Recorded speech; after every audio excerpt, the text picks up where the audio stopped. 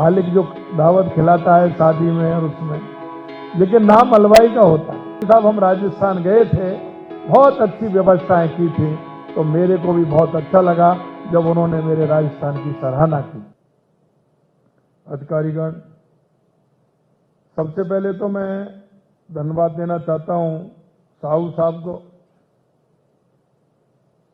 कि उन्होंने जो केंद्र की मंशा थी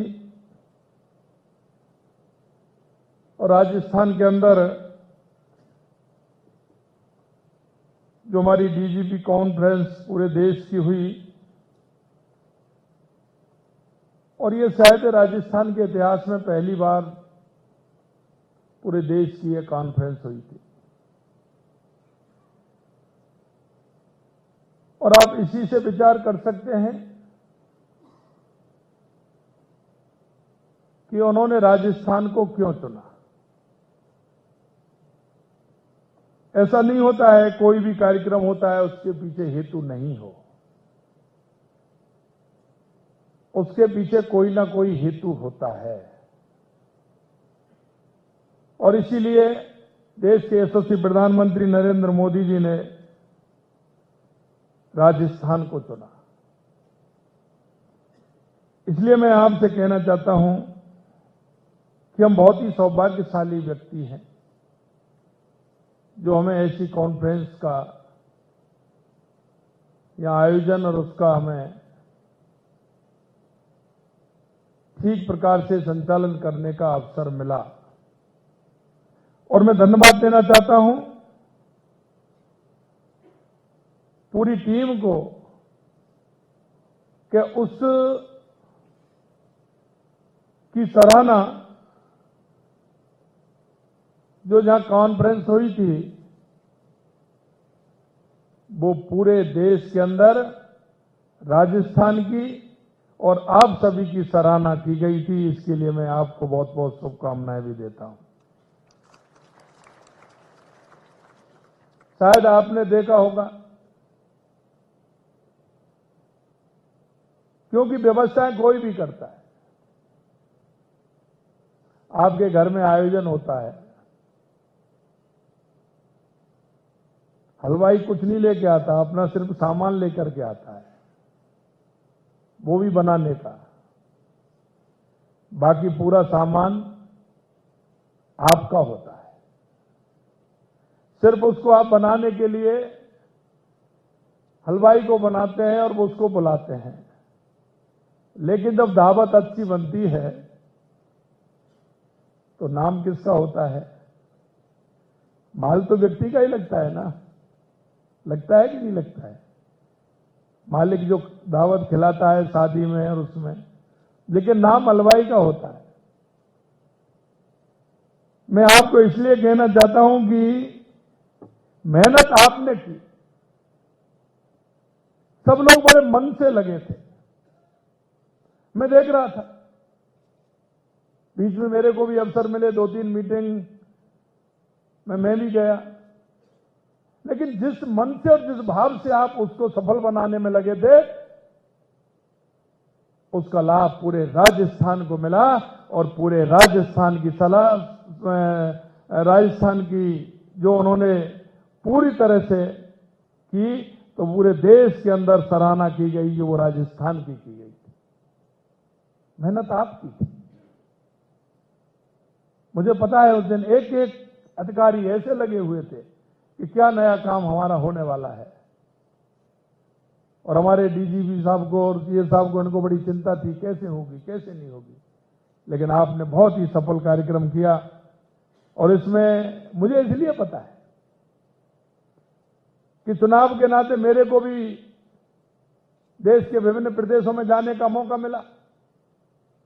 वहां में अधिकारियों मेरे को मिले और उन्होंने ये कहा था कि साहब हम राजस्थान गए थे, बहुत अच्छी व्यवस्थाएं की थी, तो मेरे को भी बहुत अच्छा लगा जब उन्होंने मेरे राजस्थान की सराहना की।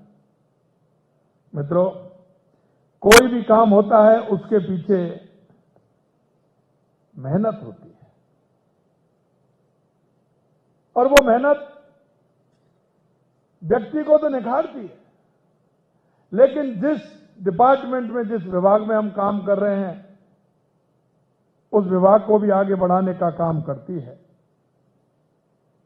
मैं इसलिए उसका तो धन्यवाद देना चाहता हूं, लेकिन आपने ये कार्यशाला रखी है, इसके लिए भी मैं धन्यवाद देना चाहता हूं। आप 2 दिन रहने वाले हैं। मैं देख रहा था 8 एक आपके सत्र होने वाले हैं। उन सत्रों में अलग अलग बातें होने वाली हैं। हर तरह के क्राइम की चर्चा भी होने वाली है। और आपको यह भी पता है कि जो क्राइम करने वाला है वो हमसे आगे है, उसी का तोड़ हमें निकालना है। उसका तोड़ निकालते हुए उसका जवाब भी देना है, और उसने जो किया है उसका जवाब देकर के उसको आगे के लिए वो नहीं करे, ये भी हमें करना है। मैं आपसे इतना कहना चाहता हूं कि हमारे सामने चुनौतियां बहुत हैं, क्योंकि अपराध की स्थिति बदल गई है। पहले हम देखते थे कोई चोरी करता था, छोटा मोटा अपराध करता था, पकड़ लाते थे, लेकिन अब स्थिति बदल गई है। बदलती हुई स्थिति में हमको भी बदलना होगा, और हमको बदलने के लिए वो सारे प्रयास करने होंगे। आधुनिक संसाधन भी हमें जुटाने होंगे। और मैंने पहले दिन ही कहा था कि जो आवश्यकता हो, पुलिस महकमा के लिए जो आवश्यकता हो, आधुनिक, चाहे वो किसी भी तरह के संयंत्र हमें स्थापित करने पड़े जिससे अपराध रुके। हमें साधन और संसाधन के बिना हम काम नहीं कर सकते। मैं हमेशा कहता हूं कि जब तक व्यक्ति के हाथ पैर मजबूत नहीं होंगे, वो किसी भी काम में सफल नहीं होगा। हमें अपने आप को मजबूत करना होगा। उन साधन संसाधन, उनको भी हमने जो आवश्यकता के हैं उनका उपयोग करते हुए अपराध में कमी लानी होगी। अभी देख रहे हो आप कि जिस तरह से अपराधों में अलग अलग प्रकार के अपराध आ रहे हैं, और इस तरह के अपराध जिनका पता लगाना बड़ी दिक्कत होती है। अभी मैं पूछ रहा था, कॉल ऐसे आते हैं तो उनका पता ही नहीं लगता है।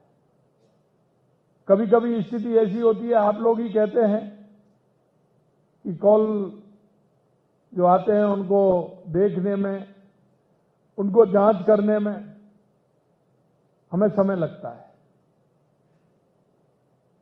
हम नई टेक्नोलॉजी के माध्यम से ये भी करें कि उनको तुरंत उनकी जानकारी में आए और उनको तुरंत ठीक प्रकार से उनकी कार्रवाई आगे बढ़ाएं। मैं आपसे इतना कहना चाहता हूं कि 15 दिसंबर को हमारी सरकार का गठन हुआ था। 16 दिसंबर को हमने 2 घोषणाएं की थी, क्योंकि हमने जनता से भी वायदा किया था। और वो 2 घोषणाएं ये थी कि राजस्थान को अपराध मुक्त करेंगे। राजस्थान में जो अपराधी आते हैं उनको नहीं आने देंगे। हमने एंटी गैंगस्टर फोर्स का गठन किया, जिसके माध्यम से राजस्थान में जो गैंगस्टर की स्थिति है वो किसी भी तरह से खत्म हो। और मैं आपसे कहना चाहता हूं कि एंटी गैंगस्टर फोर्स का गठन इसलिए है कि अपराध होने से पहले हमें उसकी जानकारी मिले। हमारा सिस्टम इतना डेवलप हो कि हमें उसकी जानकारी पहले से ही मिले। इसके लिए भी हमें काम करना है। इसी तरह हमने एसआईटी का गठन किया। मैं धन्यवाद देना चाहता हूं। एंटी गैंगस्टर फोर्स और एसआईटी गठन करने के बाद हमारी राजस्थान पुलिस ने ठीक प्रकार से उसके परिणाम देने का काम किया है। इसके लिए मैं आप सभी को बहुत बहुत बधाई और धन्यवाद देना चाहता हूं। मित्रों, जब हम काम करते हैं तो काम करते समय में लक्ष्य तय करना होता है, और जब अगर हमने लक्ष्य तय कर लिया तो लक्ष्य को कोई नहीं डिगा सकता। लेकिन लक्ष्य तय करने से पहले हमें सोचना होगा कि जो लक्ष्य हमने तय किया है इसके लिए हमें क्या क्या परिश्रम करना होगा, और उस परिश्रम के आधार पर हमें हमारी पुलिसिंग को ठीक प्रकार से किस प्रकार से कर सकते हैं ये भी हमें करना होगा। मैं उम्मीद है मुझे 2 दिवसीय कार्यशाला के दौरान पुलिसिंग के सभी आयाम पर विस्तृत चर्चा होगी। आज हमारे सामने कई तरह की चुनौतियां हैं, और उन चुनौतियों के माध्यम से हमें निकलना होगा, क्योंकि विशेष समूह है। कभी धार्मिक कट्टरपंथा भी हमारे सामने आती है, तो कभी हमारे सामने वो घटनाएं आती हैं जो साइबर क्राइम जैसी घटनाएं हों। उन घटनाओं को रोकने के लिए जिस तरह का प्रयास राजस्थान में किया है, विशेषकर मेवात में किया है, इसकी काफी सराहना है। मैं इसके लिए भी आपको धन्यवाद देता हूं। साइबर क्राइम के रूप में हमारे सामने अगर सही मायने में कहें तो एक राक्षस जैसा मुंह फाड़े खड़ा है कि जो साइबर क्राइम की स्थिति पूरे देश के अंदर बढ़ती जा रही है। हमें इसके लिए, मैंने कहा था कि इसके लिए हमें कोई अभियान चलाना चाहिए, और उस अभियान के माध्यम से ऐसे लोगों को अगर कड़ी सजा मिलेगी तो निश्चित रूप से साइबर क्राइम भी हमारा कम होगा। लेकिन इसमें मैं एक बात और हमेशा कहता हूं, ये साइबर क्राइम में कभी कभी दोनों व्यक्ति दोषी होते हैं। हमारे मेवात में होता है, उन सभी को पता है कि यहां जगह जगह पुलिस ने लिखा रखा है कि नक्कालों से सावधान, सोने की ईंट खरीदने से बचें। लेकिन फिर भी लोग राजस्थान की हर छोटी बड़ी खबर से अपडेट रहने के लिए हमारे चैनल श्रेष्ठ राजस्थान को सब्सक्राइब करें और साथ में बेल आइकन दबाना ना भूलें, जिससे हमारी हर खबर की जानकारी आप तक पहुंचती रहे।